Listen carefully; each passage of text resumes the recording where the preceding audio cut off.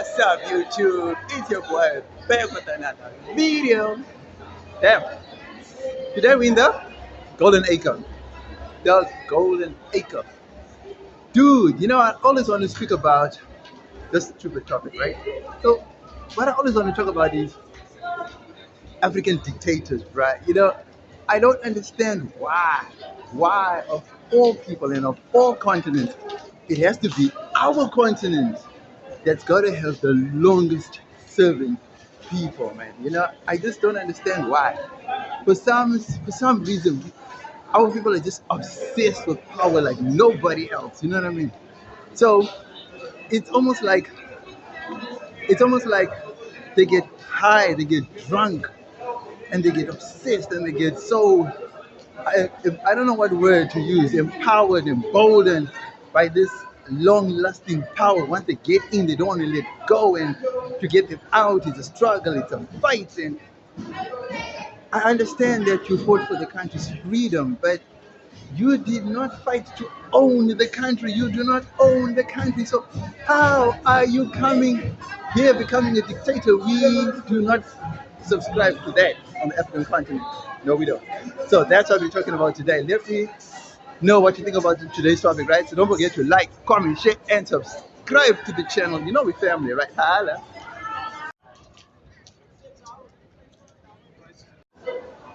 Okay, so yeah, let's start with the world's most famous. World's most famous, right? World's most famous. So world's most famous will be obviously Muammar Gaddafi. You know what I'm saying? He was undoubtedly, possibly Africa's longest serving dictator at the time of his reign, or the time of his rule, right? He was Africa's longest serving dictator, I think, you know. Then second followed by Paul Biya. Then I think who else? I think Robert Mugabe, I think, yeah. Okay, so at the let's go right to the beginning. So these people obviously they fight for independence, right? So they become generals, they become military bigwigs, right? Then what happens is they then hit a coup d'etat where they take over the government. Some of them actually just start straight off fighting for independence without even being in the army, without being military. They just come straight from being the opposition or the rebels or whatever you want to call it, right? And they take over from there. And then once they get into power, they never let go. So, question. Muammar Gaddafi took over through a coup, a bloodless coup at that, which was a good thing. Kudos to him for doing that, a bloodless coup.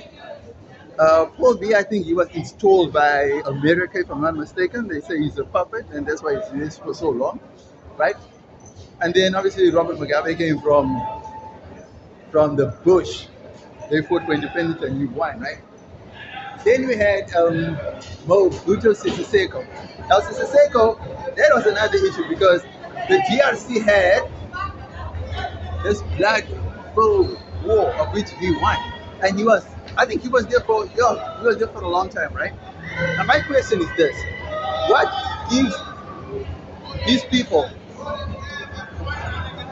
the right, the ability, the willpower? What gives them that boost?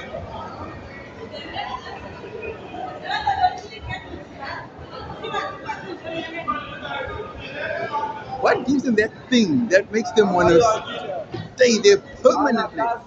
That they don't even want to leave. What makes them want to do that? You see, that's my story and that's my thing. Why do they want to do that? You know what I mean?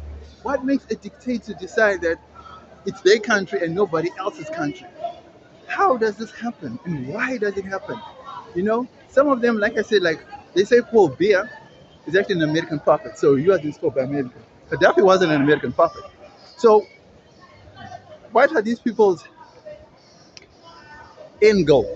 Because power is definitely there. They've got the power, they've got the money, they've got access to all the resources. So what is their end goal? You know what I mean? Just to die in power? Just to what? Just to have bragging rights to say they did this on their own? Like, do they have absolute rights to a country and the people? Is this what it's about? Because in this modern day and age, right, we cannot be having presidents that are in their 90s and they can barely walk. Some can even barely talk. I mean, look at Joe Biden, for example. I'm not saying he's a dictator, but Biden has been in politics for 50 years, bro. That means he's been there since he was like 30. 'Cause I don't know, it's about 80 or something, right? Yeah. So since the age of 30, he's been in the offices or the corridors of power since the age of 30. Dude, the guy's 80 now. So when is it time to call it quits? When do you say enough is enough? When do you leave? When do you go? Where, dude?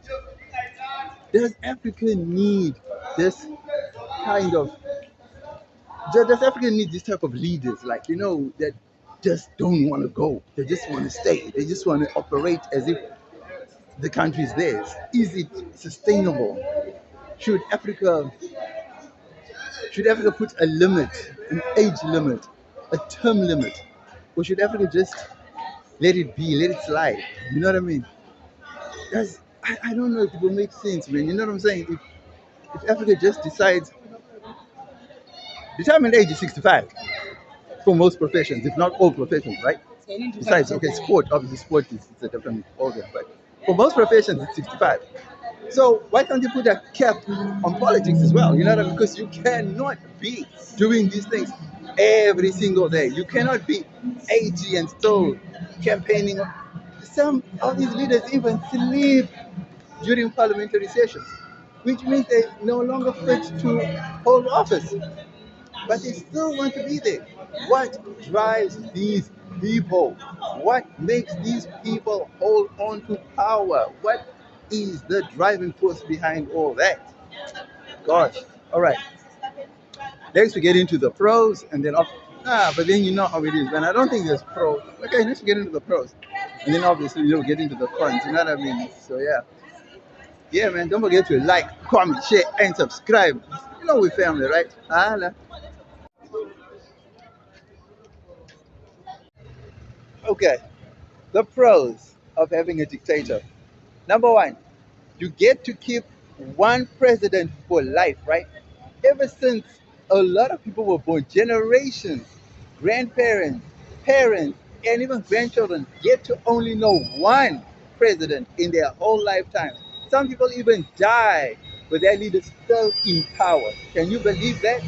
That has happened in Zimbabwe. Trust me, a lot of people only knew one president, and that president was Mugabe. A lot of people also only know one president ever since they were born, and that's Paul Biya. A lot of people also only knew one president, and that was Colonel Gaddafi. And a lot of people also only knew one president, and that was Mobutu Sese Seko. Is it a good thing? Well, we're saying it's a pro. Okay, possibly it's a good thing, but that's no sign of democracy, right? Two, the country only gets to know one way and no other way. It's a dictator's way and no other way, and that's a pro. Three, dictators have so much years of experience in power that they seem to be the only people who know what is going on. That seems to be the pro. I don't know if that's even a pro at all. Um, what else? They build so many connections worldwide, and therefore they get favors done for them worldwide. You know what I mean? So yeah, that's another pro. Next, we get into the cons. But before we get into the cons, we're just gonna have some fun. Hala. Catch up. Don't forget to like, comment, share, and subscribe to the channel, right? Hala.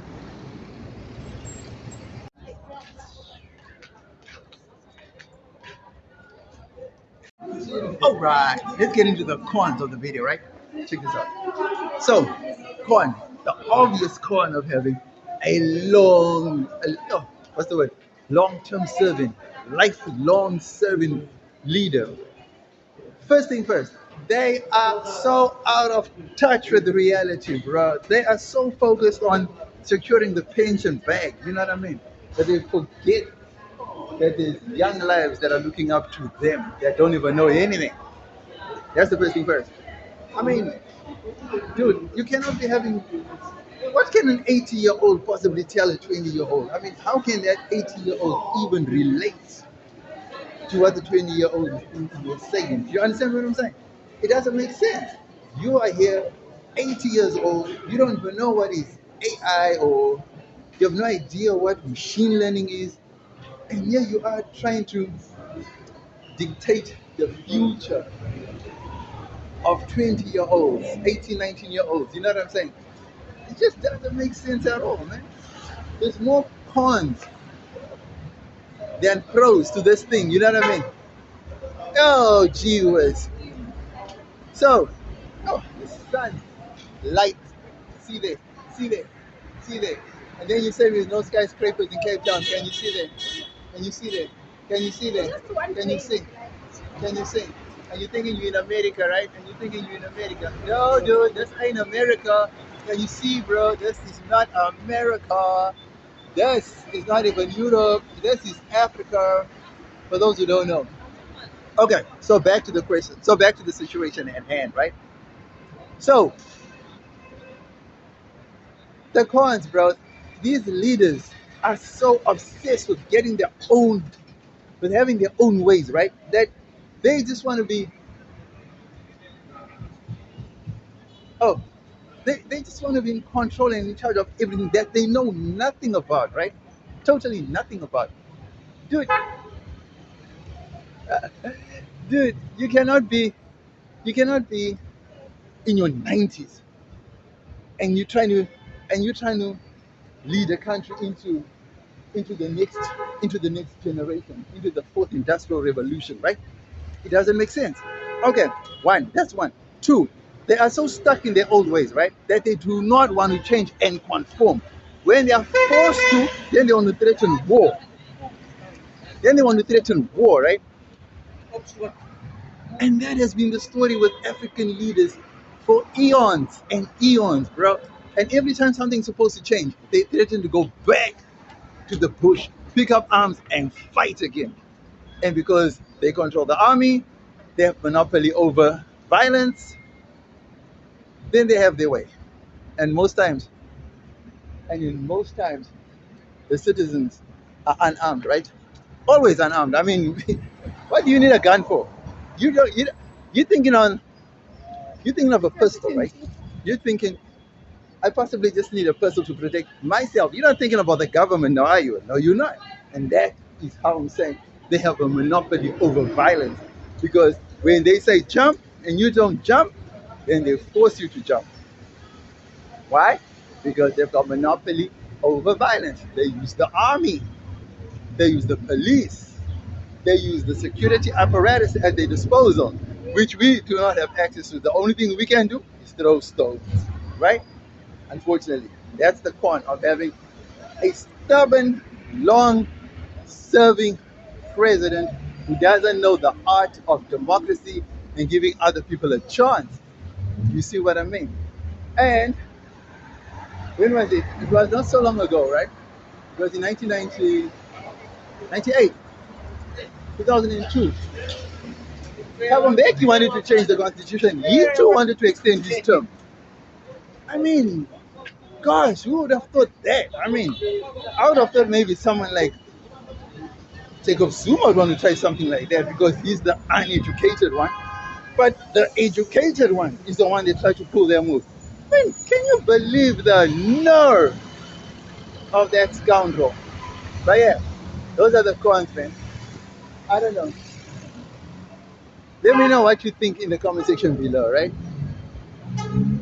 Like, don't forget to comment, share, and subscribe to the channel. You know we family, right? Always, always. Hala.